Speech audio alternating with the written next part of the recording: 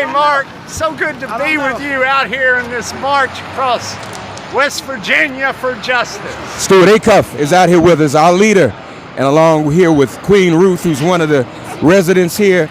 She was telling me about Rockwool. I didn't know about Rockwool, so tell us what's going on with Rockwool, man. Well, okay. Well, Ms. Ruth Hatcher is one of our great community and environmental activists. We've been fighting this insulation plant, this toxic insulation plant, which is so bad that when they burn coal, they burn 85 tons of coal a day. Now, usually they burn either natural gas or a mix of natural gas and coal. It's a terrible polluting factory, filling the air around it with particulate matter. They've already poisoned the water. We've got 4 times the amount of aluminum in our groundwater that we had before the factory was built. We have fought them and fought them and fought them. The state has been determined to build that poisonous factory for the sake of 80 jobs. Right? We say up here, we say, you can't buy creation. You can't buy this beauty. You can't buy our health. You can't buy our justice. You can't buy our democracy for 80 damn jobs. Yeah. Exactly. Right? Yeah. And so the whole community has fought this. We've been to jail 3-4 times trying to stop it. I got arrested outside Joe Manchin's office in 2019 trying to stop this factory. I walked with Tracy Danzy, who lost a leg and a hip to water pollution in West Virginia. We walked 70 miles across Denmark to Parliament building in Copenhagen in Denmark because Rockwool is owned by a company headquartered in Denmark. So you went to Denmark? Went to Denmark, walked 70 miles across Denmark to ask the people of Denmark and the government of Denmark to get that company to stop polluting our valley. Yeah. But they do us like they do people. They own 4 factories in Russia. They haven't closed those factories. They haven't abided by the sanctions against the Russian government. They're funding Putin's slaughter. Yep. Rockwool is funding Putin's slaughter. Yep. That's an honest truth, because they are one of the only non-Russian companies that hasn't stopped their business with Russia. Now that will tell you what they think about people. Yeah. Correct. Yeah. Profit over people. Every time. In Branson and in Russia. Yeah. And everywhere. And profit over creation. Correct. This is a march about the children of God made in the image of the one holy and almighty God and her creation. Yeah. Children of God and her creation. That's what this is all about. Yeah. Your sister, Ruth, Mary, Ruth Hatcher. has been involved in this struggle as well. She went to Denmark with you, right? We've got to stay true. Oh, okay. She went to Denmark with you, right? She did. Yes, she did. And she's directly spoke to people as they went on their journey through Denmark. And the people were not supportive of Rockwool poisoning us in West Virginia. Yeah. And especially school children. Because it's right next to a school, right? It is very close to a Title I elementary school. It's less than half a mile away. And we have roughly 3,000 of our students in a 2-mile radius of a polluting plant. Yeah. And that's about 30% of our school children. Yeah. So, Let me sure. Sure. As you put Citizens Against Toxic Rockwool, y'all. Look at that. I got to get one of those pens, and they're helping to fund Russia. Exactly. And my sister Mary, she is currently not doing well. She is unable to be with us today. If she could, she would. So well, we marching for her. Exactly. And we praying for Sister her. Mary. Yes. Thank you so much. Everyone pray for Sister Mary that her health comes back. Thank you. And those children at that particular school made posters for my sister with little hearts. And I took them to her yesterday, and she just smiled and she read them over and over. And if Joe Manchin had 1 ounce of love that those children have for my sister, who they've not met, the world would be a much better place. Yeah. What is wrong with people? This campaign is about decency for people. They're not asking for a Maserati or a yacht. They're just asking for $15 an hour wage and health care benefits. I mean, we're not asking for much. Do we know Joe Manchin's relationship to Rockwool? Well, we know that Joe Manchin was at the groundbreaking ceremony for this company, Rockwool. And then what's crazy is, a few months before that, he came to our local schools basically telling our children, don't do bad habits like drinking, vaping, drugs, because it costs the state money in the long run, which I understand that. But what about polluting children? Don't you think they're going to have long-term, multi-generational problems that are going to cost the state money? So he's not thinking about that. No. We get to a congested area, support vehicles will just wait till we clear and then go through. And fossil fuels. Thank you, Ruth. Thank you. Thank you. Lancey Stewart Acuff, what is Joe Manchin's relationship to Rockwool? Well, he was he broke ground on Rockwool. He has been a supporter of Rockwool from the beginning. So if Manchin supports Rockwool, yeah, and Rockwool is helping to fund Putin, right? Does not Manchin indirectly absolutely complicit? There's no question. There's no question. Manchin and our governor, Republican Jim Justice, they have complete discretion over Rockwool because the plant would not have been built without them. And so as long as they keep their voices quiet about Rockwool funding Putin's massacre, then Manchin is in part responsible for Putin's massacre in the Ukraine. Amen. Stewart Acuff, who is this young lady walking with us today? Oh, Reverend Mark. This is a scientist from the National Institutes for Health, Dr. Catherine Jozwick, who's been the real energy, intellectual energy, and on-the-ground energy in this fight against Rockwool for the last 4 years. Wonderful, wonderful leader. Glad you're out here marching with us. How did you get involved in this struggle?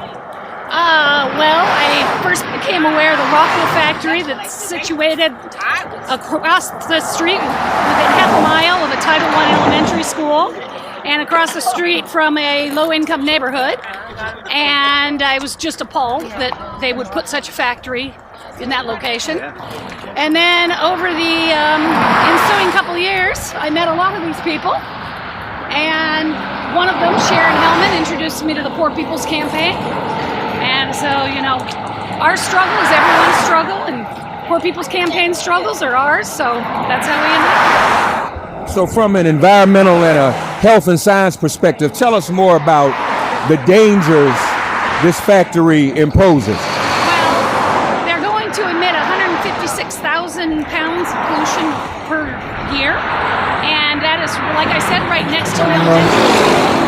And those pollutants, including particulate matter, sulfur dioxide, formaldehyde, have an oversized effect on young children, on both their neurological development as well as their pulmonary health, because children are outside exercising to capacity much more so than adults.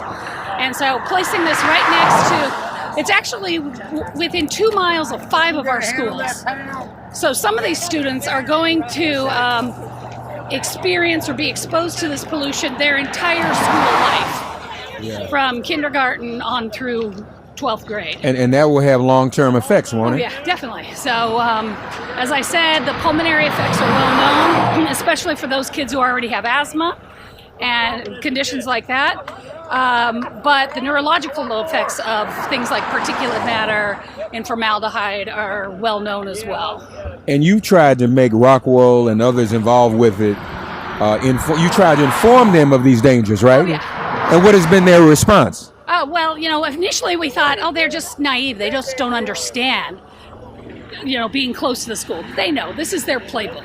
They always come into a poor area, and of course their first response is, we didn't know, and nothing's harmful. What you see coming out of the smokestacks is steam. Well, you don't need a Title V air permit for steam. And so they tried the same trick that they always do, saying, we didn't have accurate information. They do everything by the regulations. Well, we know in West Virginia how well the government protects our health, our air, and our water. So they have been dismissive of our concerns. And Joe Manchin has been complicit? Yeah, Joe Manchin was at the groundbreaking for the Rockwool factory. We figured he wasn't aware that the citizens of this county didn't want this factory. Because in West Virginia, frankly, a lot of counties would want it because they're used to industrial growth. We have no heavy industry in this county. So we thought once we acquainted Manchin with our concerns, that he would help us. He would either have Rockwool pick a better location or have better air pollution control technology, but he did not. We visited his office. He would not meet with us. And he had several of our members arrested. And he did write a letter to the EPA. The EPA said, this is up to West Virginia DEP, and he left it at that. And we all know, probably why, because he's in the pocket of corporate interests and no help whatsoever. I know some of the families with children are aware who are nearby in the schools, but is the general population aware of the dangers that their children are exposed to every day? They are. A large percentage. There is a percentage of people in the county who are for Rockwool because they like the jobs that they'll bring. But those jobs don't even pay, most of those don't even pay a living wage in Jefferson County. So the other place that they have a factory in Mississippi, it was a very different situation. It was over 10% unemployment, and their wage was a living wage. But they came to West Virginia thinking we were like Mississippi, because we're often in the bottom of the rankings like Mississippi. But this county's different. We have very low unemployment. We trade between Berkeley County for the lowest in the state, and our cost of living is high because commuters from Washington, D.C. live here. Yeah. So it's a very different situation. The jobs they offer do not provide a living wage. And so it's a poor trade-off for all that pollution for 120 low-paying jobs. Well, we're out here marching now. What's next, Dr. Catherine, in the movement? What's the next? How do we need to raise the level of movement? Well, I think we continue to keep pressure on Rockwool. So several of us own a share in the Rockwool stock, and we're pressing from the shareholders' perspective for changes in the company. We acquaint the country and the world with what they're doing and their climate denialism, and just keep the pressure on them that way, I think. We also are watching them from a regulatory point of view. So when they are emitting contaminants into our water or air, then we are aware, and we make sure that the West Virginia DEP is actually taking action. Stewart was explaining how this is one company that has not embraced the sanctions against Russia. They support the Russian regime. I am sure that in addition to keeping their factories open in Russia, I'm sure their insulation is used in military tanks and stuff like that. And basically Rockwool is like any other big corporation in America. All they care about is profits. And so staying open in Russia, they're profiting. Dr. Catherine Jozwick, pleasure to meet you. Pleasure to meet you. She's a physician and a scientist, and she wants to see our young people stay alive. That's right. Thank you. We're here with two residents of West Virginia who are involved in activism when it comes to Rockwool, and we're hearing about all of their egregious harms to the community. First, we want to get everyone's name. Your name, please, first, ma'am. Jennifer King, and I have a bee company that's like not even half a mile as the crow flies from Rockwool, and I have yards around where bees are that are going to be affected by the pollution. And I'm also part of Rural Agricultural Defenders, who have filed 2 Title VI complaints against West Virginia state and local agencies on the behalf of the African American slave burial ground that's right beside of Rockwool. Matter of fact, their graves are on Rockwool's property. Wow. And ma'am, what is your name? My name is Susannah Buckles, and I have a farm right down the road, a 330-acre cattle farm that I inherited from my dad. And it is under farmland protection, and it is approximately a mile downwind from Rockwool, and also contains the headwaters of the Elksland watershed, which is a major contributory to the Chesapeake Bay watershed. That is very drinking water too, isn't it? Oh, yeah, that's first, Yeah. and then comes Chesapeake. Yeah. But I couldn't remember that part. Yeah. So you have a bee farm. How does this affect the bees? Well, Rockwool's pollution can interfere with the ability for bees to be able to find food, tell their sister bees where to find food, the ability to come back home.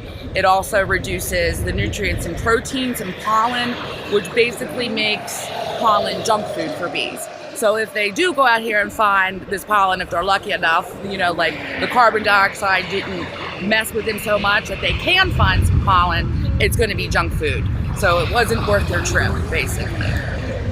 And as human beings, we still need bees, right? Or we don't need them no more. No, we need bees. They pollinate. I believe it's out of every 4 bites of food, it's like three bites they pollinate. Yeah. And in terms of, you have a cattle farm. Yeah. How does this affect your cattle? Well, first of all, this is a grass-fed beef farm. And it's also could be considered organic. There has been no Roundup or any other poisons utilized on this farm since 2005. And I'll probably put bees back there this year. Yes, you will. That's yeah, right. I've had bees there. No, she does a great job at keeping everything pesticide free. But it would affect your cattle's drinking water. Oh, well, affects cattle's drinking water, and also because of the decline of the bees, it would affect the growth of alfalfa and any numbers of other grasses that are essential to the health of the cattle and to this operation. Not to mention the waters. The karst situation over here and the sinkhole things, and there have already been some lawsuits in process that have garnered some attention and against this situation. My personal feeling is that the fact that they allowed this company to come in and not even utilize any of the scrubbers and cleansing equipment and programs that they use in their own country of Denmark. And people even bought a share of stock so that they could come and make this presentation at the stockholders meeting in Denmark. And the president of the company said, well, this will not be of any benefit to our stockholders, so we're not going to pay any attention to what you say. And that is a paraphrase, but there are people who were there and who know.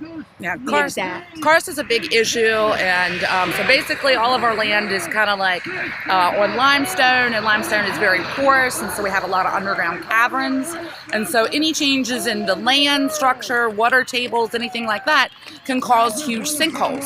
So when they were building, they had more than 24 sinkholes open up over there. One of them was big enough to put a school bus in, and that's where their sediment pond, one of their sediment pond, is going.